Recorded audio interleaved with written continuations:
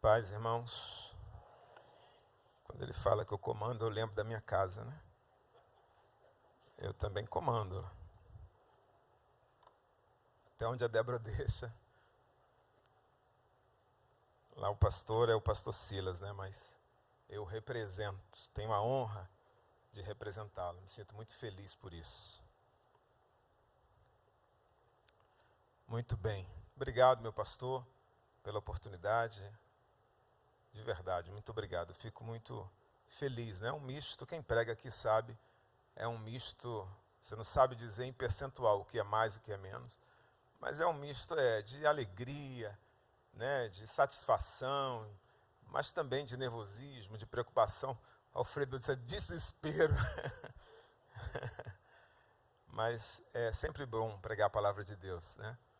É sempre um prazer. Essa semana eu estava lembrando aqui da minha adolescência, aqui na Vila Cruzeiro, como a gente orava, se reunia. Eu era da Rua 12, né? E eu dizia, cara, será que um dia... Eu estava olhando para Curitiba e pensando, que a gente orava isso. Será que um dia eu vou ser pastor de uma igreja assim como a Rua 12? Né? Porque a gente... É verdade. Eu vou estar com o pastor Roosevelt esses dias, que era o meu pastor na época da minha adolescência. E eu acho que eu estou lembrando muito desse período, né? Eu admiro ainda, mas aquela coisa de adolescente, né? E eu pensava em fazer cruzada, nunca vi uma cruzada como pastor. Cruzada para a gente era ar livre com palanque, né? Tava um palanque, era cruzada, tirava o palanque, era ar livre. Aí a gente, era o sonho, né? A gente amava isso. E agora, quando eu olho para Curitiba, eu falo, gente... O púlpito da igreja é maior do que a que eu congregava, né? É Deus que faz isso. E eu tenho falado lá com jovens, né, com muitos jovens, que anseiam ser pastor. Eu digo assim, Deus vai levar vocês a lugares muito maiores do que vocês imaginam, muito mais altos do que vocês pensam. Eu creio nisso. Deus fará isso com os nossos filhos, amém? Eles são flechas que vão atingir alvos que nós nunca alcançamos na vida. No início do ano, nós fizemos uma, como é que eu diria, pastor? Conferência, profetizando para a família, né? Aí todo dia nós oramos por um propósito, por saúde. Um dos dias foi finança, caiu para mim esse tema. E eu vou pregar aqui a mensagem que eu preguei na ocasião. O pastor falou comigo ontem, eu falei, quero pregar sobre família, e acho que isso aqui foi o que o Espírito ministrou, creio, de verdade. Salmo 128, profetizando sobre a prosperidade da família, é o tema dessa mensagem.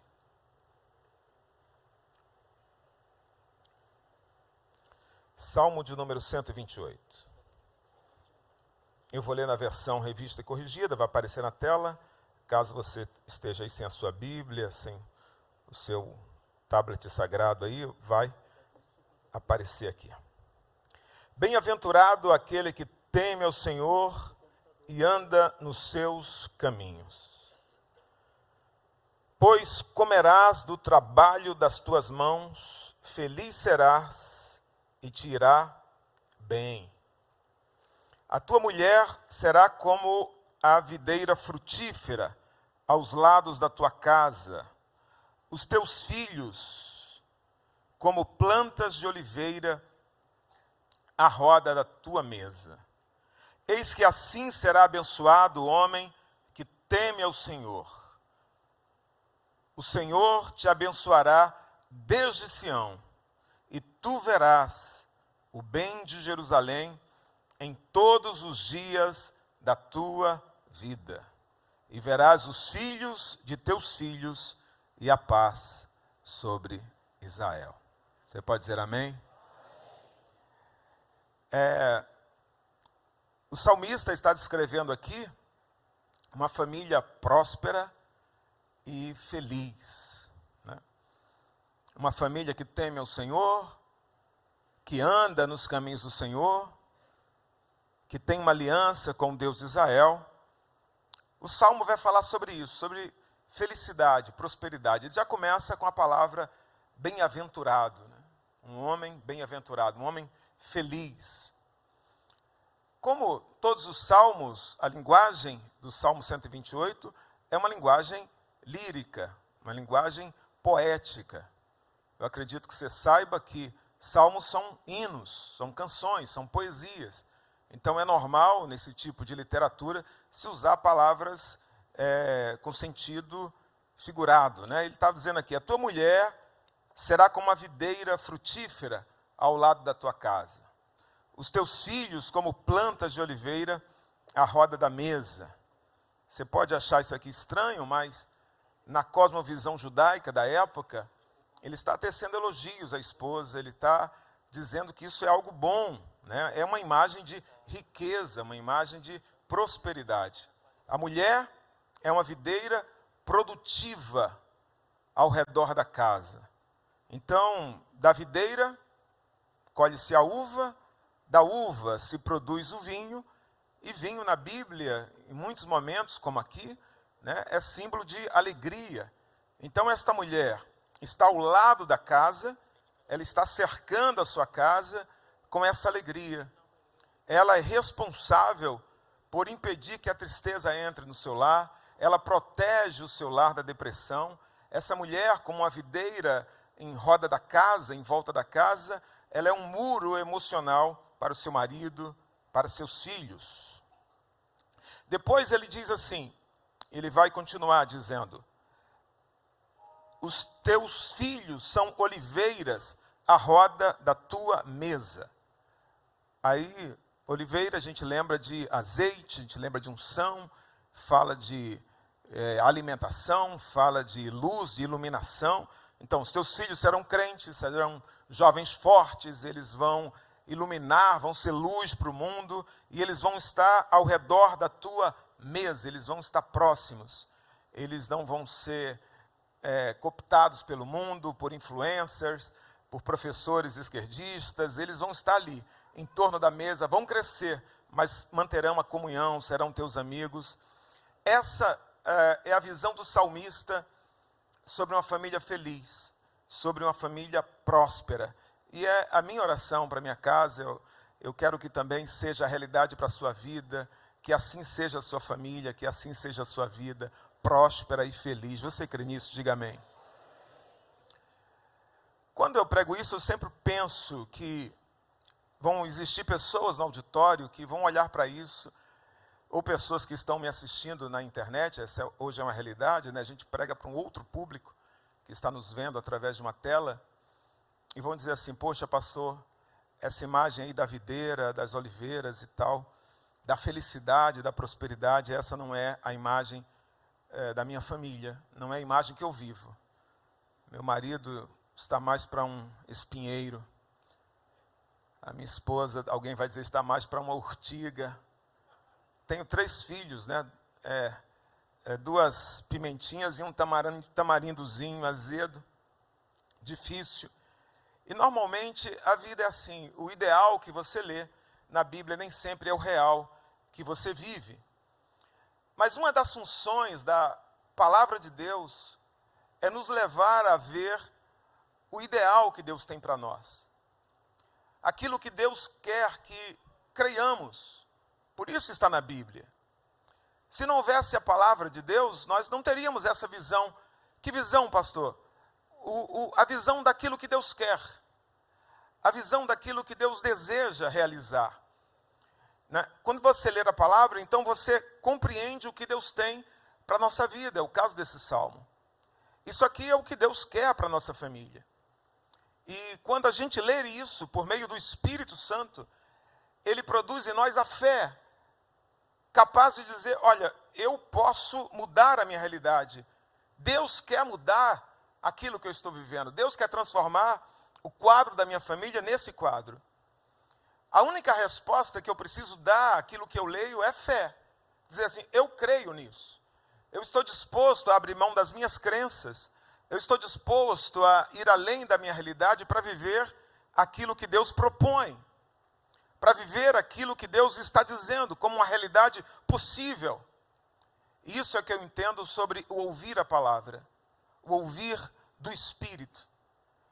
quando eu sou capaz de ler aquilo e aquilo deixa de ser palavras impressas, e eu, pela voz do Espírito, eu creio naquilo, e aquilo se torna algo verdadeiro dentro de mim, se torna pessoal.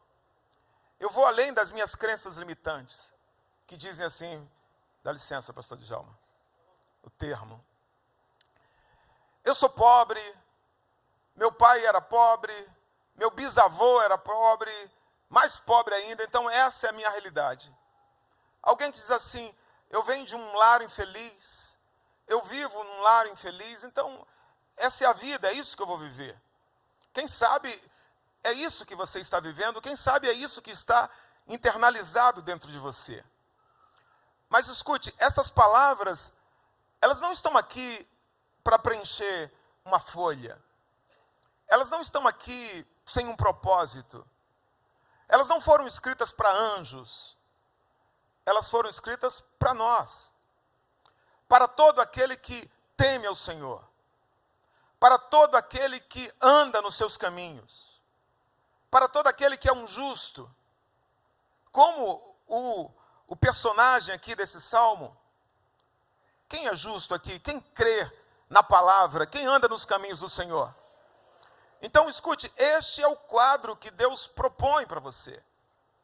O que está registrado neste salmo é o que Deus deseja para a sua família. Se está escrito, significa que Deus quer que você veja essa realidade. E não apenas isso, Ele quer que você creia que é isso que Ele quer fazer, que é isso que Ele pode fazer, é isso que Ele deseja fazer. Você crê? Diga amém. Deus quer que as famílias do seu povo sejam prósperas.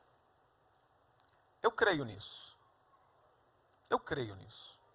Tem crentes que contrapõem uma frase como essa, e até colegas que eu estou estudando, quando eu falei sobre a realidade da Bíblia, que tem tantas promessas, né? Porque Deus compreende o ser humano como um ser que é movido por promessa. Eu não vou para o céu por causa de ruas de ouro e tal, eu sei, mas ainda assim tem promessa. Ainda assim tem algo que me diz respeito. E tem crentes assim, pastor, eu acho que Deus quer que a gente seja santo. Amém, eu creio nisso, eu creio que Deus quer que a gente seja santo. Pastor, eu acho que Deus quer que a gente tenha uma vida de oração. Amém. Claro, Deus quer que você tenha uma vida de oração. Deus quer que você seja paciente. Deus quer que você seja fiel. Deus quer que você seja bondoso. Deus quer que você ame as pessoas. Deus quer muitas coisas. Mas nada disso exclui essa realidade. Deus quer que sejamos prósperos. Deus quer que vivamos aqui. Eu não sei se é o mesmo salmista, mas está no mesmo livro, Salmo 35, 27. O salmista diz, digam continuamente, o Senhor que ama a prosperidade do seu servo seja engrandecido. O Senhor que ama a prosperidade do seu servo. Diga assim, o Senhor ama a minha prosperidade. Ele deseja isso. Ele anseia por isso. Como todo pai. Qual pai que está aqui diz assim, não, eu quero que meu filho seja quebrado. Eu não quero que meu filho seja próspero. Eu não quero que meu filho seja feliz. Deus é um pai. E como todo pai, ele ama isso, ele deseja isso. Ele quer que o seu filho seja bem-sucedido. Eu vejo isso no livro de Jó. Tem um dia que Satanás vai lá e se apresenta diante de Deus. E é Deus quem chama a atenção para Jó. É Deus quem inicia a conversa e Deus diz assim, tu viu lá meu filho Jó? Que cara forte, né? Feliz, cara próspero. É o mais próspero da terra, é temente a Deus. Deus fala isso, anda nos meus caminhos. É a imagem aqui, isso aqui era a imagem da família de Jó. Era a imagem. A esposa como essa videira, os filhos como a oliveira, ele próspero, comia bem, vivia bem, feliz. E Deus, eu sinto até um santo orgulho de Deus, né? Porque qual pai, irmão, que não se orgulha do filho? Eu não conheço. Eu não conheço. Quando eu passei para a faculdade de Direito, e eu me lembro, né? Onde eu chegava com meu pai, dizia que é meu, sou Ferreira, que é meu filho, faz Direito na FRJ. Quando eu fui consagrado a pastor, meu pai daqui é pastor Jamute, ele é pastor lá daquela igreja da Penha. Irmão, quem é filho, teu pai não tem orgulho? É normal. Eu não conheço nenhum pai. Ele sempre fala, meu filho é isso, meu filho tal. Então, Deus fala do próprio Jó. Aí, diante da provocação de Deus, olha a resposta de Satanás. Porventura, Satanás diz, teme Jó a Deus debalde? Ou seja, será que ele teme a Deus à toa? Não há uma razão para isso? Não há um motivo para isso? Aí Satanás diz assim, claro que ele teme ao Senhor, claro que ele anda nos caminhos. Ele diz, porventura, olha as palavras de Satanás, não cercaste tu de bens a ele? E a sua casa, e tudo quanto tem, ele está dizendo, o Senhor cercou tudo que ele tem. O Senhor cercou a vida dele com prosperidade, com bênção. Aí diz, a obra de tuas mãos abençoaste. Claro que ele vai temer, claro que ele é feliz. Agora, sabe o que eu acho mais interessante? É Satanás reconhecendo que a prosperidade de Jó não vinha da capacidade dele, não. A prosperidade de Jó vinha de Deus. Ele está reconhecendo isso. Mas, olha que coisa interessante, tem crente que até hoje não acredita nisso. Não acredita que Deus quer prosperá-lo através da sua fidelidade. Não acredita que essa proposta de Deus, de uma família próspera e feliz, pode ser a realidade dele. Por quê, pastor? Porque está arraigado dentro dele essa realidade. Eu vou ser pobre mesmo, Deus não quer isso para mim. Satanás acredita, mas ele não. Josué, capítulo 1, versículo 8, resume, a meu ver, o propósito de toda a Bíblia, de todo o mandamento que está na Bíblia. Olha o que diz. Não deixe de falar as palavras deste livro da lei e de meditar nelas de dia e de noite, para que você cumpra fielmente tudo o que nela está escrito. Tudo o que nele está escrito. Ou seja, é toda a Bíblia. Leia, medite, obedeça, seja fiel. Mas aí o Senhor conclui. Só então os teus caminhos prosperarão e você será bem-sucedido. Josué, ande nos meus caminhos. Josué, tema, obedeça, porque isso vai gerar em você essa realidade, isso vai levar você ao meu propósito, que é fazer com que você seja próspero, com que você seja bem-sucedido.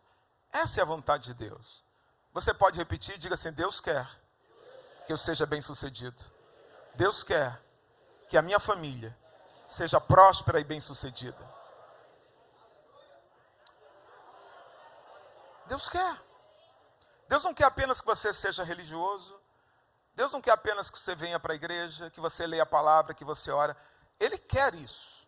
Essa é a vontade de Deus. Mas há um propósito para essa terra. Ele está dizendo para Josué, se você fizer isso, Josué, você será próspero e você será bem-sucedido. A Bíblia chama isso de bem-aventurança, o que a gente não pode confundir com sucesso. Porque nem todo mundo que tem sucesso profissional é necessariamente uma pessoa bem-aventurada. Bem-aventurança e prosperidade, no sentido bíblico, é muito mais amplo que o sucesso. Prosperidade tem a ver com paz, com alegria, com felicidade, com plenitude, bem-estar e, claro, envolve prosperidade financeira. Mas alguém pode ter sucesso na sua vida profissional, alcançar o topo da carreira e ser uma pessoa completamente infeliz e ter um lar destruído. Então, prosperidade financeira é algo importante na visão de Deus, mas bem-aventurança, esse bem-estar é algo muito mais amplo. Muito mais amplo. Agora, eu não posso desprezar, eu não posso ser alienado a ponto de dizer assim, não, Deus não está preocupado com finanças. Deus não olha para isso. Deus não olha para a nossa vida financeira. Como não? Jó foi fiel. Jó me diz, foi fiel e Jó era pobre? E Jó não era abençoado? Pelo contrário, a sua fidelidade gerou bens, ele se tornou mais rico. Basta ver o quanto a Bíblia fala de dinheiro. Se você juntar as passagens de oração e jejum, a Bíblia, as duas juntas, não tem a quantidade de passagens na Bíblia que falam de dinheiro. Se isso não fosse algo importante, a Bíblia não trataria tanto.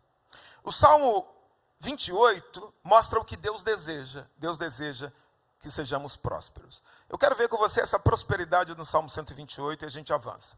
O primeiro versículo diz assim: bem-aventurado aquele que teme ao Senhor e anda nos seus caminhos.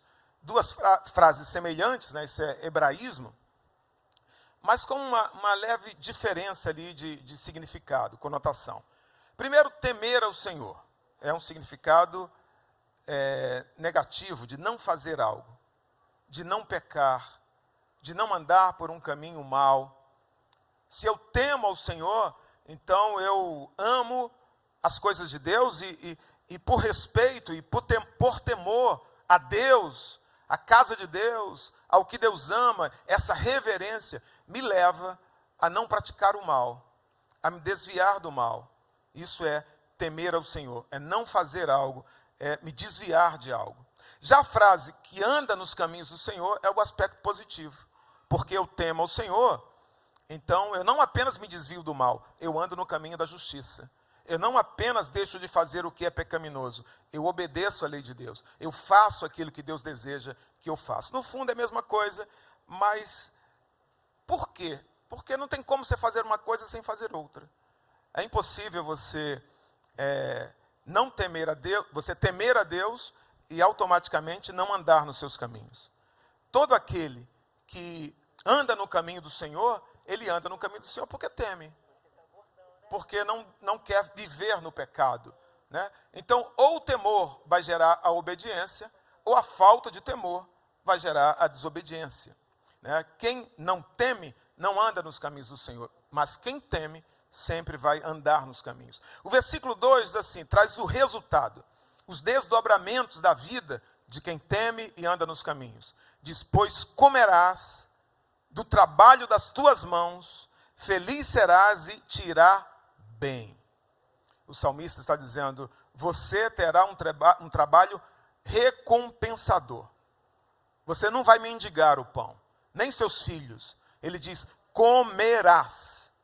Depois, você será suficientemente produtivo para viver do seu suor, para viver do seu talento. O justo não vai depender de amigos, o justo não vai depender de governo. Ele diz, comerás do trabalho das tuas mãos.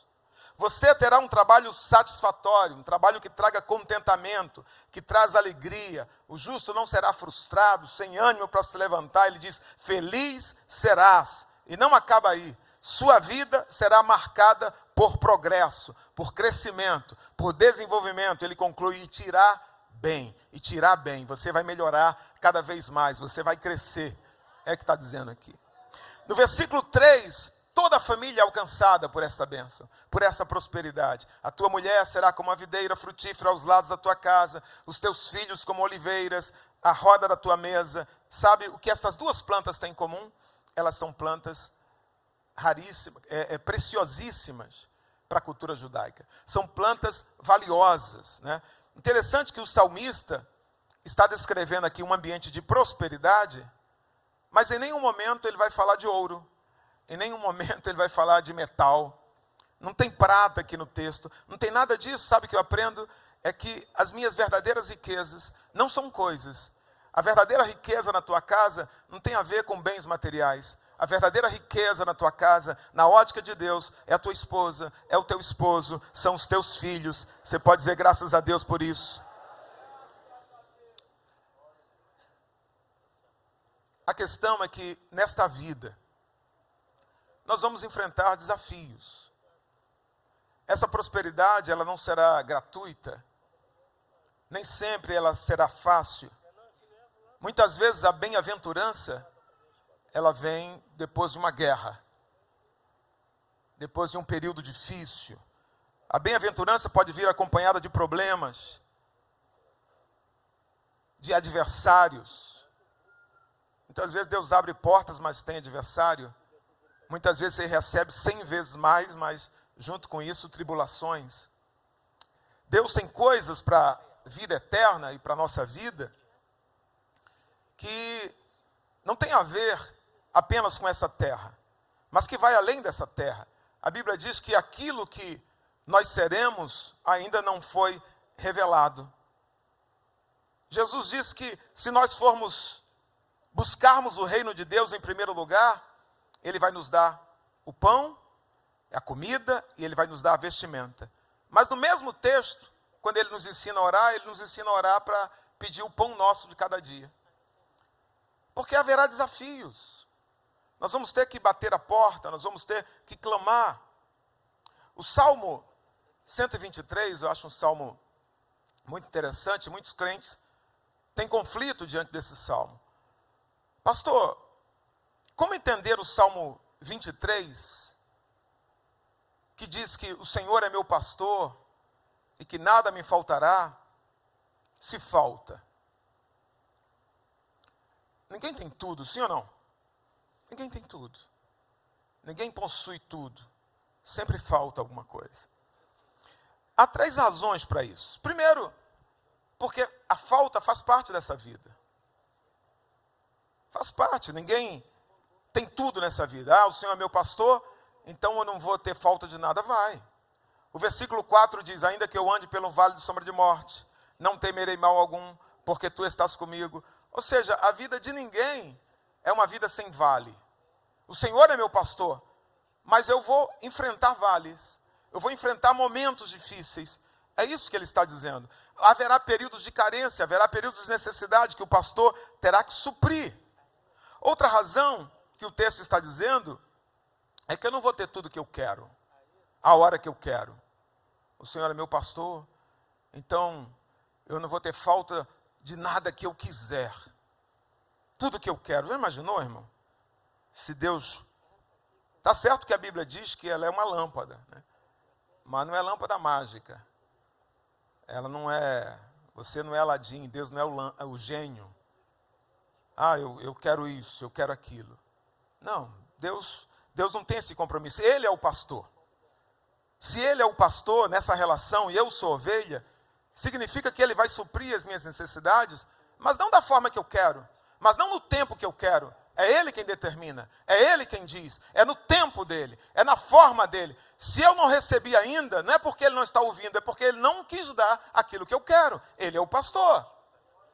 Ele é o pastor. O tempo é dEle, a forma é dEle.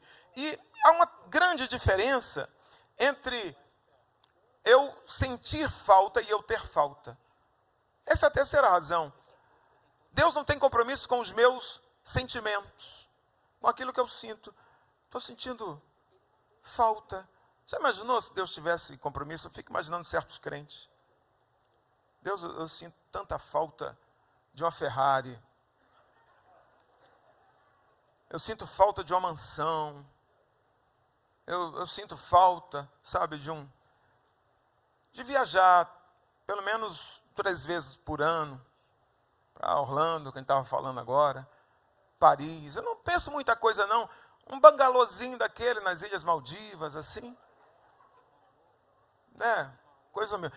Tem crente assim, esse é o chamado transocial. Você conhece o transocial? Ele é rico. O problema é que ele nasceu no corpo de um pobre. Mas ele é rico. Mas... Deus não tem compromisso com isso. Não há nenhum compromisso na Bíblia de Deus dizendo assim, olha, eu vou trocar o teu guarda-roupa todo ano. Eu vou vestir você com grifes caríssimas. Não, Deus não promete isso.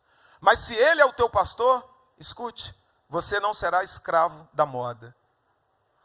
Você não sofrerá com necessidades de coisas supérfluas. Não há nenhum texto na Bíblia que Deus prometa assim, eu vou te levar toda semana para comer em restaurantes caríssimos. Não.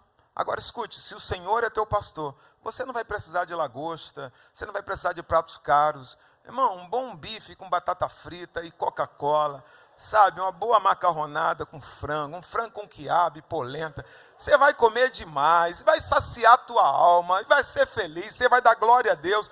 Escute, Deus é o que você precisa. Aquele que tem Deus como pastor não precisa de coisas para ser contente, para ser feliz, para ser pleno. Ele só precisa de uma coisa, da presença do pastor. É isso. Eu não viverei falta, porque o Senhor é o meu pastor. Eu não sentirei falta de nada, porque Ele satisfaz a minha alma. Mas o que pode impedir? 3. A prosperidade na vida de um crente. Tudo que pode impedir a prosperidade na vida de um crente tem a ver conosco mesmo. Tem a ver comigo. Porque a vontade de Deus é que eu seja próximo. Mas eu posso impedir isso. Primeiro, o que pode impedir? A falta de planejamento. É o ponto 3. Ponto 3. A falta de planejamento. Há duas coisas nesta vida que precisam de planejamento: dinheiro e tempo. Se você não planejar, é provável que você fique sem ambos. Sem dinheiro e sem tempo. Não aceitam desaforo, não aceitam desperdício.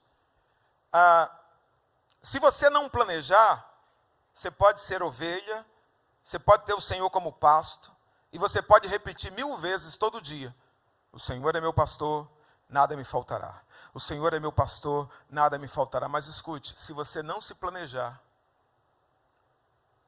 vai faltar. Escute, meu irmão, escute. Deus te dá saúde, Deus te dá trabalho, Deus abre porta, Deus te abençoa, Deus quer que você seja próspero, Ele dá ordem aos anjos a seu respeito. Mas se você não se organizar, não há nada que Deus possa fazer quanto à sua desorganização. Não há nada. Você pode ser crente de oração, você pode ser um homem de Deus, mas se você for desorganizado, se você não se planejar, você vai pegar a bênção de Deus com uma mão e vai jogar fora com a outra. É você que tem que fazer isso, não é Deus. Jesus disse assim, Jesus falou isso: ninguém constrói uma torre sem primeiro se assentar e calcular se tem massa, se tem tijolo, se tem recursos para construir aquela torre. Ninguém faz isso. Jesus diz: ninguém entra numa guerra sem primeiro ver se tem soldados suficientes para entrar numa guerra. Você tem 300 soldados, quer lutar contra 30 mil? Não vai dar. Você vai perder, vai entrar numa furada. Ninguém. O que Jesus está falando? De organização, de planejamento. Então a falta de planejamento é um motivo que impede a prosperidade de Deus na nossa vida. E isso tem a ver com a sua inteligência. Não tem a ver com fé. Tem a ver com sua capacidade de se organizar. E Deus lhe deu inteligência para isso. O segundo motivo é a falta de transparência dentro da família. A falta de transparência dentro da família é um motivo. É um motivo. Jesus disse, na verdade, que a verdade liberta. A verdade, ela tem o poder de libertar você. A mentira aprisiona, a verdade liberta. A verdade é como a luz que ilumina, clareia. Mas a mentira aprisiona. Quando dentro de um casamento falta luz numa área, falta luz em um setor, não há verdade naquele setor, não é o Senhor que controla aquele setor. Você sabe quem é o pai da mentira? É Ele que controla o setor. A palavra, aquilo que está oculto, aquilo que está escondido, tem a ver com ocultismo, não tem a ver com verdade. Ocultismo não tem a ver com o reino de Deus. João diz que aquele que ama seu irmão anda na verdade. Se eu confesso, se eu falo, então eu trago luz sobre aquilo. Vamos lá que o Alfredo um dia pisou no meu pé. E eu não falei nada. E eu guardei aquilo no coração. Se aquilo está oculto dentro de mim, se aquilo não foi exposto, se eu não trouxe à luz, se eu não dei lugar à ira, guardei aquilo, pronto, ali é um ponto que o Senhor não tem domínio, não tem controle. Isso acontece no casamento. E se isso acontece dentro da igreja, o que gera? Gera facção. Daqui a pouco você não gosta do irmão, onde o irmão está, você não quer estar. Por quê? Porque você não tem comunhão com aquele irmão, tem algo dentro de você. Mas quando eu trago a luz, quando eu digo, meu irmão, aquilo que você fez me machucou, não é desse... Ele vai, perdão, eu não vi. E a gente se abraça, se perdoa, trouxe luz sobre aquilo. Quem ama seu irmão, anda na luz. O que é que acontece dentro do casamento? Quando os cônjuges, um não diz para o outro o que está fazendo, onde está o dinheiro, quanto ganha. Isso acontece dentro do casamento. Aí você diz, pastor, mas por que Satanás está nisso? É porque o problema não é só o que está oculto na questão financeira. É porque esse segredo financeiro, normalmente, esconde um pecado muito pior. Esse segredo financeiro é a ponta de um iceberg de um pecado, de um problema muito maior. Você quer a bênção de Deus? Traga verdade ao seu casamento. Traga transparência ao seu lar. Converse. Traga luz, porque onde há luz, há comunhão. Onde há luz, Deus está presente. Terceiro motivo é o descontrole emocional. É o descontrole. Os consumidores, eles são previsivelmente irracionais. Eu li isso num livro. Previsivelmente irracionais. Quem trabalha com marketing sabe disso. Ninguém compra com lógica. Ninguém compra pensando. Compra por emoção. Você compra por impulso. Por isso que a propaganda normalmente é assim, só hoje. Então, está acabando as últimas peças, estoque limitado, porque você tem que comprar logo, você compra por emoção. O problema, todos nós compramos assim. Compre agora, pague só em julho. O problema é que existem pessoas que não têm controle. Pessoas que não têm limite. Tem um pastor nos Estados Unidos que ministra na questão da dívida. E tem assim uma urna, eu li na revista, na igreja dele. A pessoa diz, pastor, eu queria que o senhor orasse que eu estou sendo consumido pelas dívidas. Primeira coisa que ele faz é o cartão. Ele, não, o cartão. Se não quebrar e não colocar aqui dentro, eu nem oro. Porque pode orar com toda a fé do mundo, irmão. Tem gente que tem um verdadeiro descontrole emocional. A pessoa é crente, ela é direita, é uma pessoa direita. Mas se ela lê a palavra liquidação, é verdade. Se ela lê a palavra promoção, irmão, entra um espírito de consumo dentro da pessoa. A pessoa fica louca. E essas pessoas nunca têm um cartão só. Sempre tem 3 cartões. E entra no shopping e só para quando o vendedor diz, esse não passou, esse não passou, esse não passou. Aí ela para. Porque, gente, tem tanta roupa que... Tem roupa, nem tirou a etiqueta, mas continua comprando. Tem tanto sapato que se fosse uma centopeia, dava para usar 1 mês de sapato sem repetir um. Mas continua comprando. Sabe qual é o problema dessa loucura? É que depois nasce uma criança grande, gorda, é registrada no Serasa, né, e te acompanha por anos. Escute. Não adianta, você vai ouvir 1000 mensagens do pastor Silas, tem que procurar ajuda terapêutica. Tem que procurar ajuda psicológica. Deus vai te abençoar, mas se você não sabe lidar com cartão, não use, de verdade. Pastor, ora por mim, por quê? Porque o diabo entrou nas minhas finanças. O diabo, irmão, tem charuto, tem galinha preta, não tem nada, não é o diabo, é você tem que se controlar de verdade. 3 segredos para viver a prosperidade de Deus na família. Primeiro segredo. Coloca aí, porque deu um erro aqui, eu estou usando um outro esboço que nem estava terminado. É o último, acho que é o 5.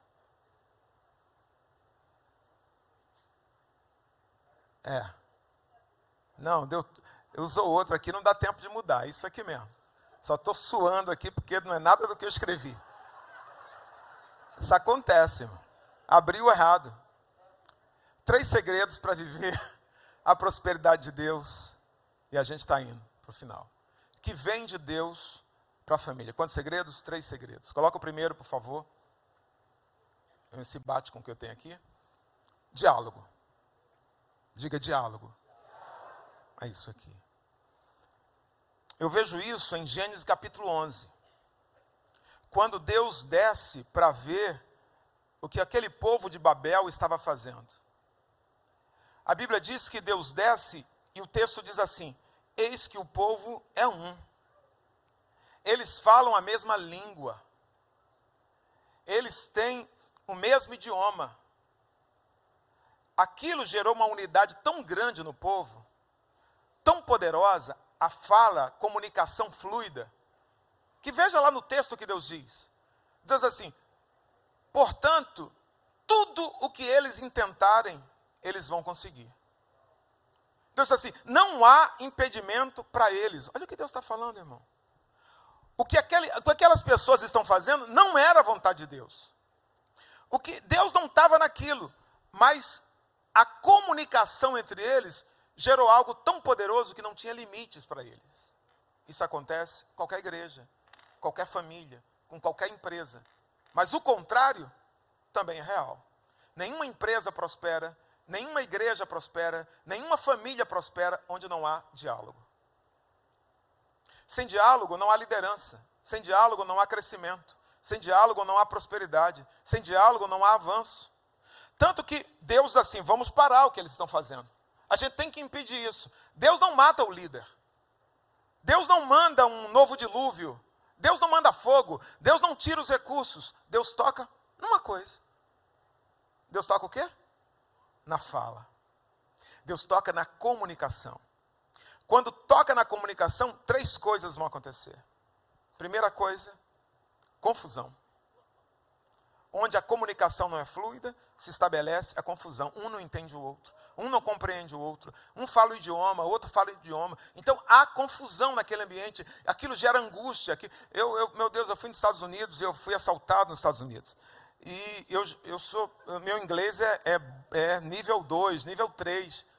Imagina eu nervoso, irmão, que angústia, eu queria falar, eu não sabia quem falar, deu vontade de gritar, sabe? É desesperador quando você precisa falar com uma pessoa e a pessoa não te compreende. E você não compreende o outro. Então, um ambiente onde não há diálogo, há confusão. Confusão gera o quê? Desentendimento. Pode dar o texto. Vamos estabelecer a confusão para que eles não se entendam. Confusão, desentendimento. Ou seja, eu estou falando, confusão, aí você não me ouve, eu vou tocar em você. Aí o tocar pode virar um empurrão, vai ficar mais forte, eu vou ter que falar mais alto, então vai ter grito. Aí nesse momento, nem Deus está presente, porque Deus não é Deus de confusão. Quando se estabelece isso, Deus sai dali. Ó. Porque não tem confusão. Aí tem a terceira consequência. Deus fala para que um não entenda o outro e se espalhem sobre a terra. Ou seja, a falta de diálogo gera afastamento. Pergunte a qualquer pastor. Às vezes você atende um casal que está a ponto de se separar. Aí você fala, teve traição? Não. Mas não teve traição? Não. Mas por que vocês querem separar? É incompatibilidade de gênio. Irmão, todo mundo é incompatível. Negócio de alma gêmea, isso é coisa de novela espírita da Globo. A gente é muito diferente um do outro, irmão. Sabe o que eles não sabem? Eles não sabem dialogar. Eles não sabem sentar, ouvir, conversar, escuta ativa, com atenção. Isso às vezes é tão importante quanto, ou mais importante que o sexo. Para muitas pessoas, sentar, conversar, expor o coração, mas não consegue fazer isso, porque falar, qualquer criança fala. Dialogar é preciso humildade, é preciso ter amor, é preciso ter atenção ao outro. Então, a falta de diálogo é um problema muito sério, mas o diálogo promove o crescimento. Qual o primeiro segredo para você prosperar? Dialogue, converse. Segundo segredo, coloca aí por favor, que é a consequência desse, diga unidade. Unidade. Lembra do que eu disse da videira, da oliveira? Eles estão ali, ó, em torno da casa. Eles estão na mesa. Isso fala muito de unidade. A arquitetura hoje está fazendo apartamentos menores, né? A mesa é um balcão assim voltado para a cozinha. Porque entende-se que hoje um vai comer ali, o outro vai estar no quarto, o outro vai estar no outro lugar, se comunicando por um telefone, às vezes, né? Mas a mesa aqui fala de um momento de comunhão, de um momento de unidade. O Salmo 133, conhecidíssimo, diz assim, quão bom e quão suave é que os irmãos vivam em união. E ele termina dizendo, é ali que o Senhor ordena a bênção. É no lugar em que há unidade. Unidade na família é um segredo para a prosperidade de Deus na sua casa. Casais unidos enriquecem juntos. Casais unidos prosperam juntos. desenvolvem, têm projetos em comum, têm ideias em comum, têm sonhos em comum. Agora, se um tem um sonho, o outro tem um sonho, irmão, aí nunca vai prosperar. Nunca. Porque a Bíblia estabelece a mulher como companheira do marido e o marido como cabeça da mulher, né? Uma unidade formada por um cabeça e sujeição, para que haja unidade. Já imaginou se cada um tivesse um propósito? Eu me caso, você tem o seu propósito, eu tenho o meu propósito. Isso nunca promoveria crescimento. Eu vejo na Bíblia, eu não encaro a mulher na Bíblia, pelo menos no Novo Testamento, como um ser inferior ao homem. Absolutamente. Paulo diz, portanto, agora não há homem, nem mulher, nem grego, nem judeu, todos são iguais perante Deus. Todos são iguais. Mas quando a mulher se une a um homem em casamento, ela se submete ao seu marido. Ela não é inferior a nenhum homem pelo fato de ser mulher. Mas no casamento, ela se submete ao seu marido. Como Jesus não é inferior ao Pai, ele é tão Deus quanto. Mas dentro da Trindade, ele se submete ao Pai. Por que isso, pastor? Para que haja unidade. Quando há um casamento, eles são muito diferentes. Cada um está num extremo. Mas quando eles estão unidos, eles têm o mesmo propósito. À medida que os anos passam, eles vão se tornando realmente um. Eles vão se tornando cada vez mais próximos. Agora, uma mulher que casa, e ela não abre mão dos seus sonhos, ela não abre mão dos seus ideais, ela não abre mão daquilo que ela quer, nem o marido, aí um está caminhando naquela direção, porque aquele é o sonho dele, ela está caminhando naquela direção, esse é o sonho dela. Veja, podem ser crentes, mas eles nunca vão viver essa unidade. E o Senhor nunca vai estar nisso. O Senhor está quando há unidade de propósito, quando há unidade de interesse, quando os sonhos são semelhantes. Aí, meu irmão, aí vira uma só carne, aí vira uma unidade. E a bênção de Deus se estabelece nisso. Você pode dizer amém? Terceira razão, terceiro segredo. Coloca aí, por favor. Fidelidade. Deus abençoa aquele que teme ao Senhor. Deus abençoa aquele que anda nos seus caminhos. Aquele que é fiel. Sabe, a verdadeira fonte de felicidade não é mais dinheiro. Talvez você esteja pensando aqui, quem do teclado aqui me ajuda? Talvez você esteja pensando assim, poxa, se eu tivesse uma casa maior, isso pode representar mais conforto. Mas pode ser a mesma família com problemas dentro de uma casa maior. Ah, se eu me mudasse para Curitiba, lá parece a Europa do Brasil, é uma boa cidade. Mas quando chegar em julho e bater 1 grau, você vai falar, meu Deus, o que é que eu fiz da minha vida? Todo lugar tem seus desafios. Você não será feliz se tiver mais filhos ou menos filhos. Tem solteiro que pensa, inclusive, isso. Ah, eu sou infeliz, pastor, porque eu sou solteiro. O senhor ora para eu casar, porque quando eu casar eu vou ser feliz. Ah, tá. Você acha que o outro vai te fazer feliz? Casado tem problema de casado, solteiro tem problema de solteiro. Uma pessoa infeliz que quer casar para o outro fazê-la feliz, vai encontrar outro infeliz, vão ser os dois infelizes juntos. A pessoa tem que ser feliz, vai encontrar um outro feliz e vão ser felizes juntos. É a bênção do Senhor que enriquece. É o Senhor a fonte da verdadeira prosperidade. É o Senhor que traz paz ao casamento. O Salmo 128 é uma leitura em conjunto com o Salmo 127. É uma leitura par. Os judeus leem juntos o mesmo Salmo. E sabe como começa o Salmo 127? Se o Senhor não edificar a casa, em vão trabalham os que edificam. Se o Senhor não guardar a cidade, em vão vigia a sentinela. A bênção não está na tua força de trabalho. A bênção não está nas coisas que você agarinha, consegue. A bênção não está no padrinho. A bênção está no Senhor. É Ele. Traga o Senhor para suas batalhas familiares. Sente ao lado da sua esposa, do seu esposo. Converse. Dialogue. Isso pode representar um tempo de prosperidade muito maior do que se você fizesse horas extras. De que você ficasse longe de casa 15 dias. Orem juntos. Falem com o Senhor, apresente projetos em comum. Faça isso. Olha, vamos corrigir isso aqui, vamos acertar isso. A gente não está sendo fiel, a gente não está honrando o Senhor, a gente está gerando no nosso lar um ambiente de infidelidade, porque os nossos filhos têm aprendido isso. Faça do seu lar um ambiente em que a presença do Senhor seja uma realidade constante. Como eu faço isso, pastor? Permitindo que Ele entre nos detalhes da sua casa, convidando-o para fazer parte dos seus objetivos, dos seus sonhos, que Ele entre na sua guerra, que Ele entre na sua batalha. Eu quero terminar me referindo mais uma vez ao Salmo. Olha como o Salmo termina, os últimos versículos do Salmo. Os últimos versículos do Salmo. O esboço aqui está todo furado. Deixa eu voltar para o texto. E eu concluo que eu quero profetizar isso sobre a sua casa. Diz assim: eis que assim será abençoado o homem que teme ao Senhor. Olha o que diz: o Senhor te abençoará desde Sião, a sua bênção será extensa.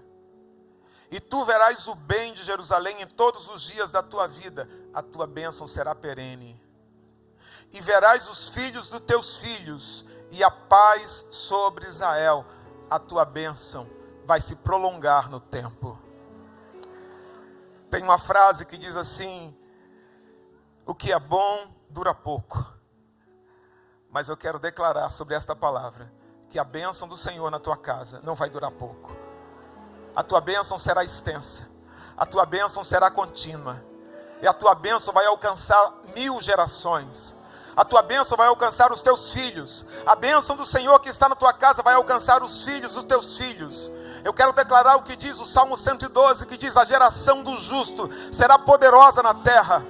Os teus meninos serão homens de Deus. Os teus meninos vão ocupar lugares altos. Os teus meninos vão virar homens que vão ser homens de Deus, que vão marcar posição nessa sociedade, que não vão se curvar diante de ídolos que esse mundo ergue, ainda que seja lançado em fornalhas que vão excluí-lo, que vão machucá-lo, que vão feri-lo, porque é isso que se faz hoje nessas faculdades. Mas eles não vão se curvar. Eles serão jovens que serão como flechas da mão do arqueiro. Eles vão ocupar lugares altos. Os nossos meninos serão homens de Deus. Eu quero declarar que as tuas filhas serão meninas. Elas vão crescer como princesa, com sonhos de princesa. Elas vão encontrar um homem de Deus, vão formar uma família, serão prósperas, serão felizes, serão como árvores plantadas junto a ribeiros, que dará o seu fruto na estação própria, cujas folhas nunca cairão, e tudo que fizerem, elas prosperarão. Eu declaro a bênção do Senhor sobre a tua casa, uma bênção que se estenda de geração a geração, e que alcance lugares distantes e se estenda no tempo. Que Deus te abençoe, que Deus abençoe a tua casa, a tua vida.